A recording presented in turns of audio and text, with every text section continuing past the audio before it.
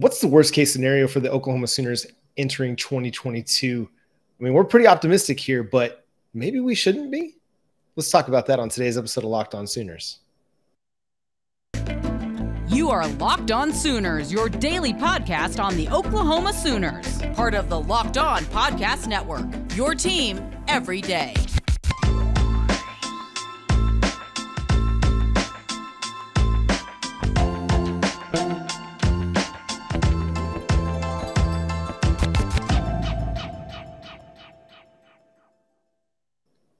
What's up, Sooner Nation, and welcome to Locked On Sooners. Thank you for joining us, and thank you for making Locked On Sooners your first listen every single day. We're free and available on all podcast platforms and on YouTube, so go over there, hit the subscribe button, and hit the like button. Make sure you hit that notification bell to let you know when new episodes drop as well. My name is John Williams. You can follow me on Twitter at John9Williams. You can also read my work covering the Oklahoma Sooners over at thesoonerswire.com. And he's Josh Helmer. You can follow him on Twitter at JoshOnRef. You can also hear him Monday through Friday on 94.7 The Ref in Norman, as well as the KREF app worldwide. Josh, what's up, man? How you doing? What is going on? So I'm doing great, by the way. I hope you are as well. As, again, we are in game week, which obviously lifts everybody's spirits just a little bit, right? I mean, doesn't that just make you feel a little bit brighter on a Wednesday morning?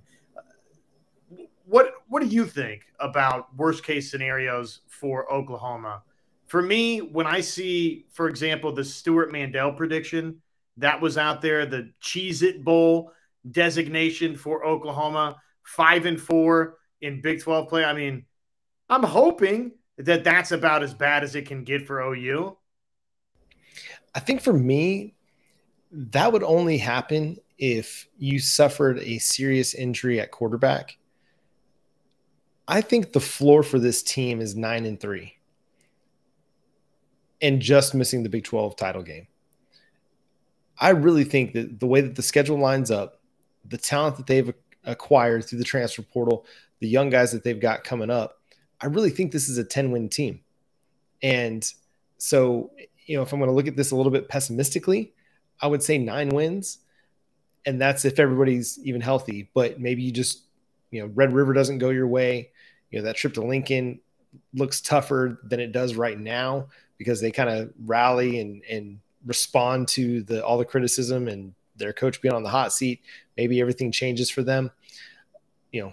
People are really high on Kansas State. Maybe that's a game that actually is tougher than what it looks like to me right now on paper.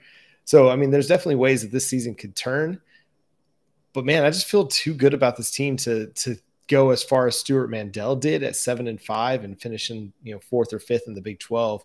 I just think this is too talented of a roster, from top to bottom that I think they're going to be at least a 10-win team. I think, for me, the worst-case scenario is 9-3.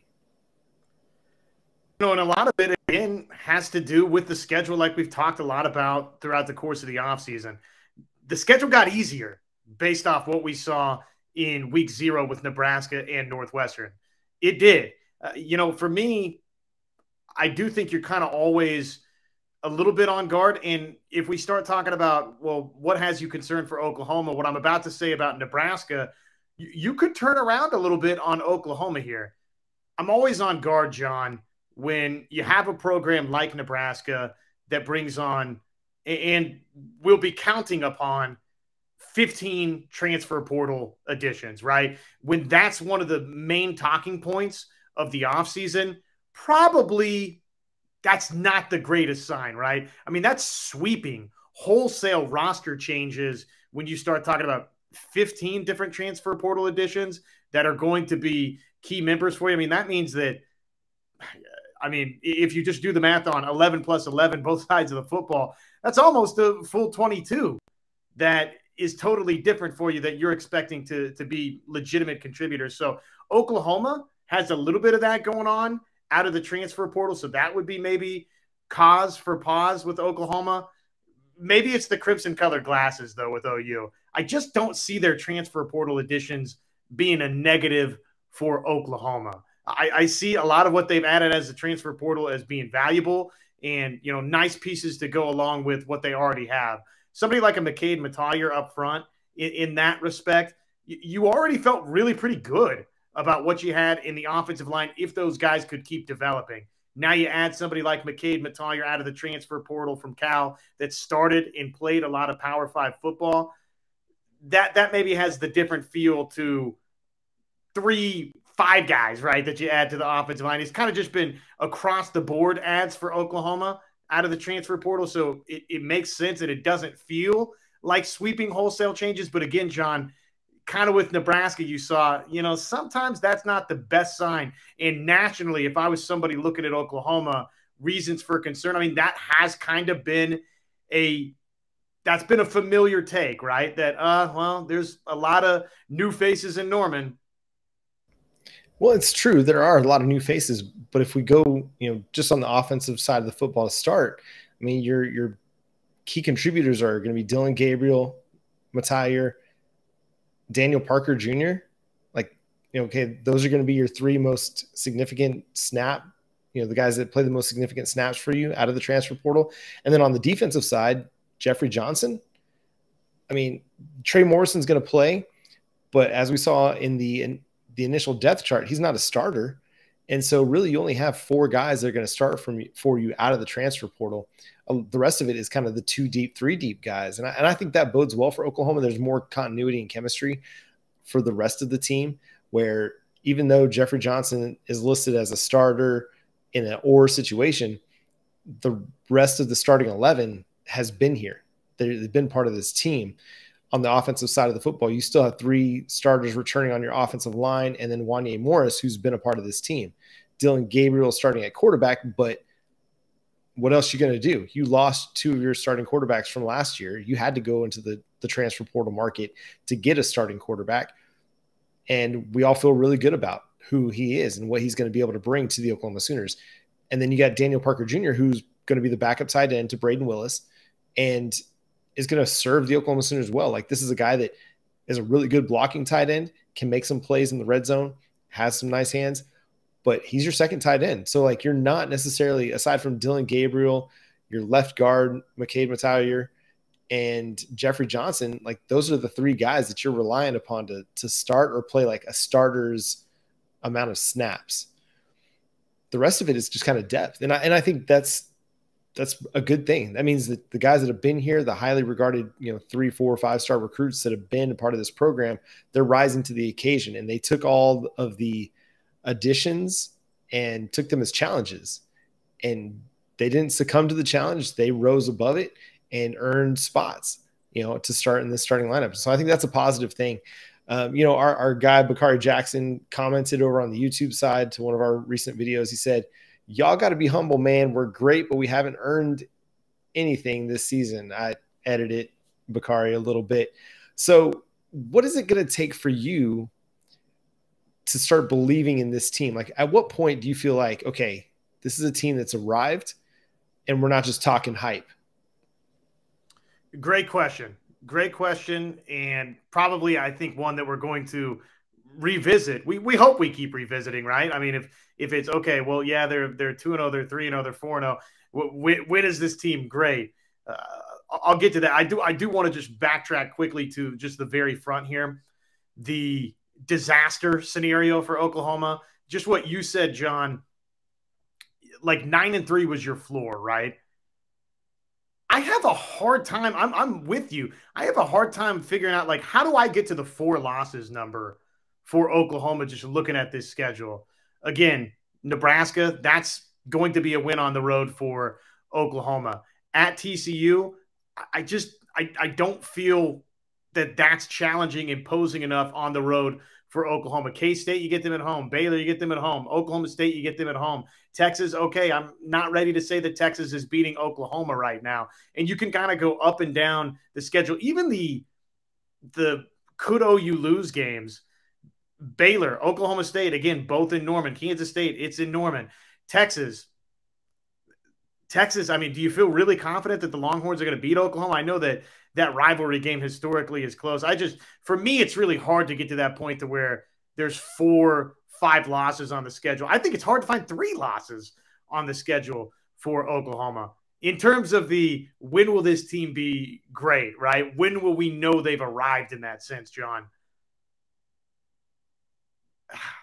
past Texas, right? If you go through that opening stretch through Texas and Oklahoma has won those games comfortably at Nebraska, right? Like, say whatever we want to say about Nebraska and how disappointing they were in week 0. If you can go on the road, John, and dominate that football game, that's going to be a statement made by Oklahoma, because that's not what Oklahoma's done a lot of in recent memory, save for maybe that UCLA game, K-State, TCU, Texas. I mean, all of those games. If by the Texas game you kind of smacked everybody around and you're still unbeaten, then for me, okay, am I going to say that this team's Alabama or Georgia or Ohio State? No, I'm going to still be slamming on my brake a little bit in regards to that. But I'm going to think they're pretty doggone good. And if they're playing great defense, I'm going to think that it's different. And I think this is the big question is, what does this defense look like? Are they going to be able to make enough improvement to be a dominant group that allows them to look like a legit, college football playoff contender, national title contender? And that's going to take us into our next segment, where we're going to do a little buy or sell. We're going to talk about a couple things that came out through the media. We'll react to them. We'll give you our thoughts. But first, I want to talk to you about BetOnline. BetOnline is the #1 source for all your pro and college football betting needs and sports info this season. Find out all the latest football league developments, game matchups, news, and this year's opening week odds. Oklahoma's still sitting at -31, according to BetOnline. It's the fastest and the easiest way to check in on all your favorite sports and events, including Major League Baseball, MMA, boxing, and golf. So head to the website today or use your mobile device to learn more about the trends in action. BetOnline.net is where the game starts. All right, Josh, so a little buy or sell. Some of this is going to be coming based on what some of our friends over at USA Today wrote. So they had their top 10 quarterbacks for the 2022 season. Dylan Gabriel comes in at number 8. Just behind him, Spencer Rattler at number 9. So buy or sell, Dylan Gabriel is a better option at quarterback than Spencer Rattler heading into 2022. I think I'm buying that, but I do like Spencer Rattler a lot. I think it's close between those two. Last year was just funky for whatever reason with Spencer Rattler. The mobility thing, not that Dylan Gabriel's the most mobile guy back there, but I do think maybe he's a little bit more mobile than Spencer Rattler. I think that's going to, swing that pendulum a little bit in Dylan Gabriel's direction. I like the leadership of Gabriel, love the accuracy. Again, really, really like Spencer Rattler. I think he's going to have a terrific season at South Carolina. I don't think statistically he'll have the same season that Dylan Gabriel has at Oklahoma, in part because of the weaponry at Oklahoma. It's just better than South Carolina, but I think they'll both have good seasons. But if you ask me, only take one of the two, yeah, I'm taking Dylan Gabriel. Yeah, I think I'm going to buy it too. And again, this isn't a knock on Spencer Rattler. I'd be really curious to see Spencer Rattler in this offense, though. In something that's a timing-based offense that's going to get the football out of his hands quicker, run a lot of RPO, a lot of read option, things like that. I think he would probably have been better served in a up-tempo Jeff Levy style of offense, where it allows him to get the ball out quick, use his accuracy, use his arm, and not rely so much on his legs, or having him sit back in the pocket for 3, 4, 5 seconds at a time. Obviously, there were mistakes that he made that led to his benching. At the same time, I just keep looking back to that Kansas State game and how he was so efficient moving Oklahoma up and down the football field. And I will go to my grave wondering where that game plan went the rest of the season, because we never saw it again. It just went in the back pocket and never saw the light of day. It was lost in the cave of wonders for you Aladdin fans. So, but I am buying Gabriel. The comparison he's gotten a little bit this offseason is Sam Bradford. I think I saw that somewhere, maybe from one of the older guys or one of the assistants. Just a guy that's like cool, calm, collected. He doesn't talk a lot. It's not, look at me. It's not leading by, he's not as much of a vocal leader as maybe some others have been in the past. He's going to show you with his work ethic and what he does on the football field in the meeting rooms and all that stuff. Not to say he's not a vocal leader, because I imagine he is. And so I think what this team needed after everything that went down last December or into November last December, They needed somebody to kind of come be a calm, steadying presence for this team.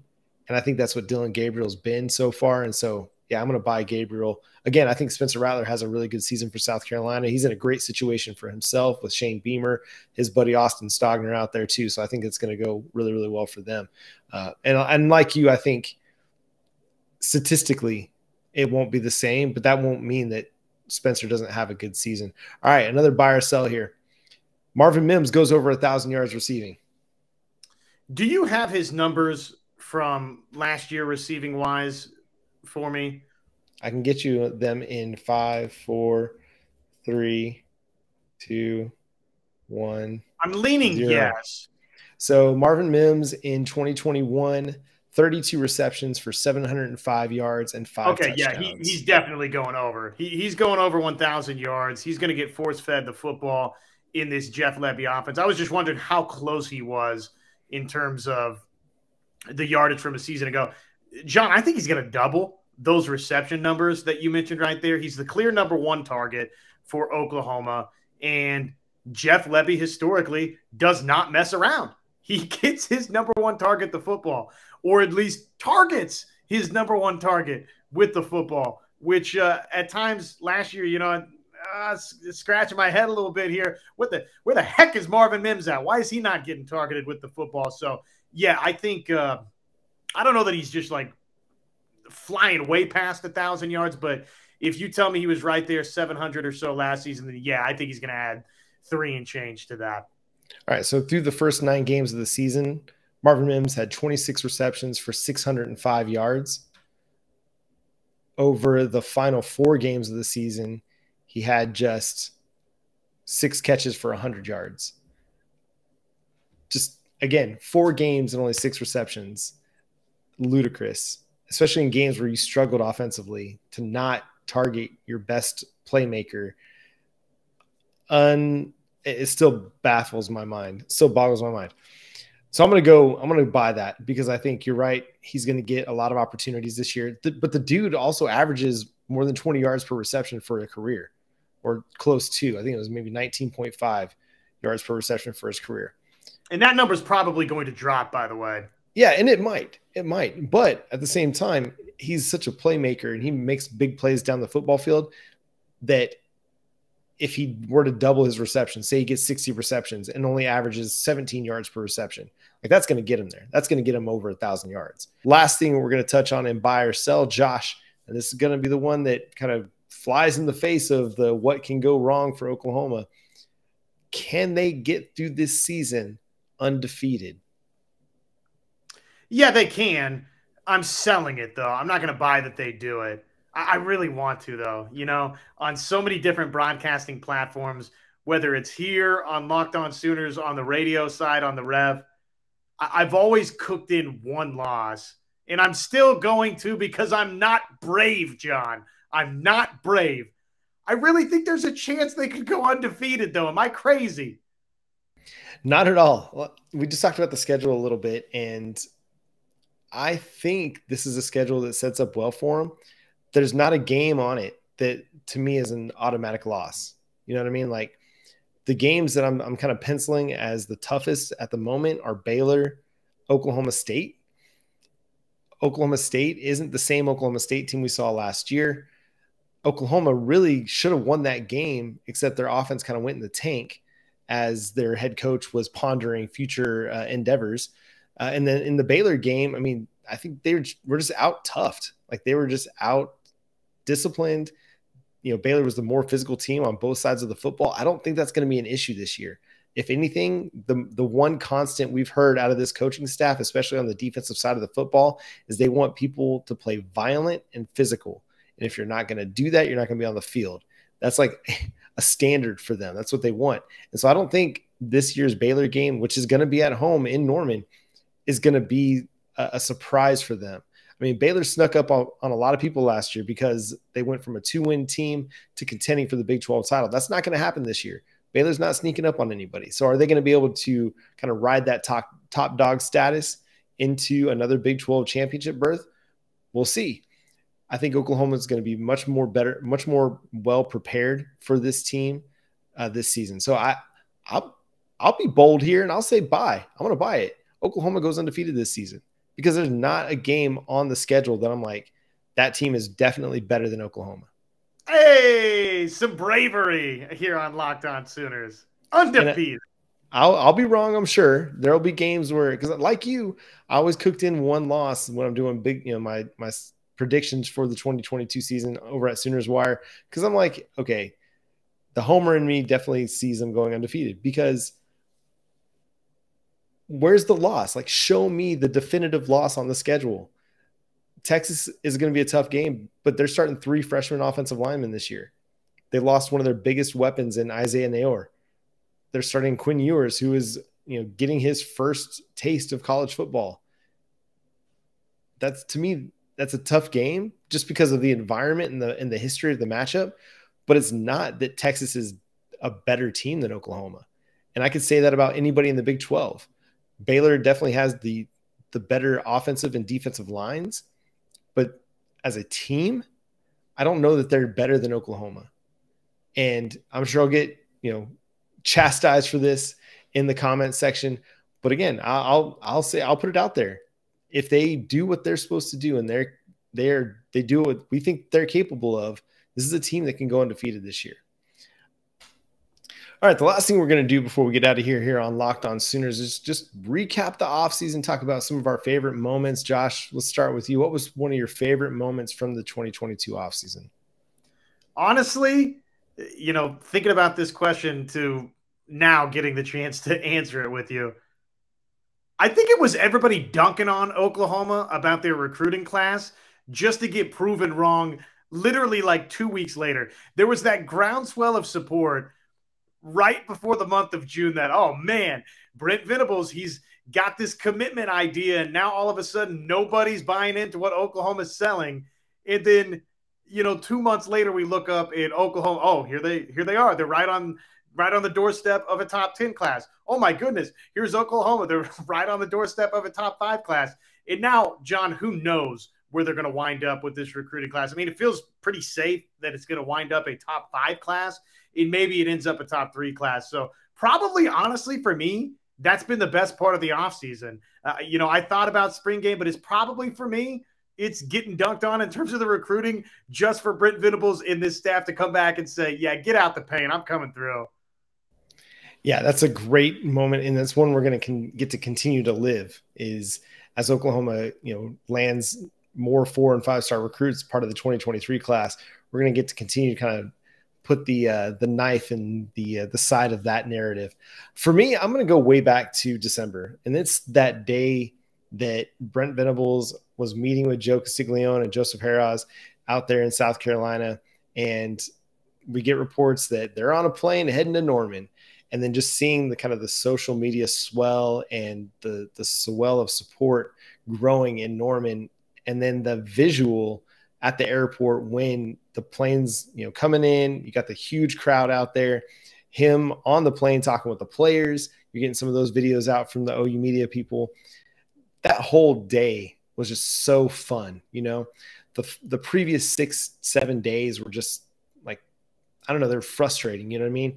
And to have that moment, that day where it was like a celebration of kind of the next guy, it was everything. And I think that's true for a lot of Oklahoma fans. Like, as frustrating as the Lincoln Riley decision was, the days after that, being a fan of this team when everybody's just piling on and just, dog piling the Oklahoma Sooners. And then to have that day where it's like, the hope springs eternal, the optimism returns, the energy is there, the fan base, the band, like we have this celebration of him, coming to Norman, in contrast to Lincoln Riley, like sneaking away from Norman to USC, like it was just fun. It was so much fun. And then even the next day when they're having this big introductory, I don't even want to call it a press conference, but assembly is kind of the best way I can describe it. Pep rally. It just the 24 hours from when, the OU contingent went out to meet with Venables to bring him home. That 24 hours after that was just so much fun. And I think that sparked a new life and a new energy, a reignited fire in the Oklahoma fan base. And I think that's what's going to be part of what helps propel them to this bold prediction I've made of an undefeated season for 2022, because the fans on Saturday, man, they're going to be fired up. They're going to be ready to get behind the team. And we saw it in the spring game. Brent Venables laid out a challenge for the Oklahoma fan base, and they rose to the occasion. And he wants Gaylord Memorial Oklahoma, or Gaylord Family Oklahoma Memorial Stadium, to be a home field advantage for this team. The challenge is laid out for the Sooner fan base. They've got to respond, and I think they will. If the spring game is any indication, they're going to respond. Man, speaking of dunking on our haters out there for the recruiting timeline, I think you just dunked on me, man, in terms of the best offseason moment, because you're right. In terms of the staying power, what we're going to remember, next year, the year after that, and 5 years and 10 years, and, what you'll tell your kids about. And then, pretty soon you'll tell your grandkids about. Well, and once upon a time, Brent Venables got off that plane. And let me tell you, that airport was packed. And him doing the boomer, I mean, just everything, you're right about that was so magical. And, just even then getting into that assembly, as you called it right there, where he informed Oklahoma fans that you're going to have a physical, a punishing, a relentless defense. I mean, and I probably totally screwed up what Coach Venables said, but just all of that after that kind of week-long uncertainty that Lincoln Riley's decision to leave put Oklahoma in. Man, you're right. I mean, just that moment of Brent Venables getting off the airplane to all of those fans at Max Westheimer Airport. In terms of OU fandom moments, it's going to be hard for anything outside of OU winning number 8, right? When they finally get that national championship trophy back. I mean, that's going to be a tough one to top. Yeah, and I mean, in-season moments, to me, they always kind of top the off-season moments. But if we're looking at just strictly the off-season, that one was just such a great moment for just Oklahoma in general, just to bring back a guy who, he might not have been born and bred a Sooner, but he's a Sooner. And, he might not have been here for a decade, but I mean, I think everybody still felt a connection to him, and he felt connected to the program. You could just tell, there was just joy on their faces with Brent Venables and then the two Joes. Everybody was pumped. I loved, the little glimpse we got to see of Venables talking to the players, for the first time. That was just such a great moment as part of that whole 24 hours, on the Zoom call, however many players they were able to get in there. But that was just super cool. I'm looking forward to making even more moments and having more memories of Brent Venables' tenure here with the Oklahoma Sooners. But that's going to do it for today's episode of Locked On Sooners. Thank you so much for tuning in wherever you get your podcasts and over on the YouTube side of things. We got more great content coming this week where we're going to break down UTEP. We'll get into our game predictions for the Big 12 and other big-time matchups this week as well. But that's going to do it. For Josh, I'm John. Catch you next time. Boomer Soon.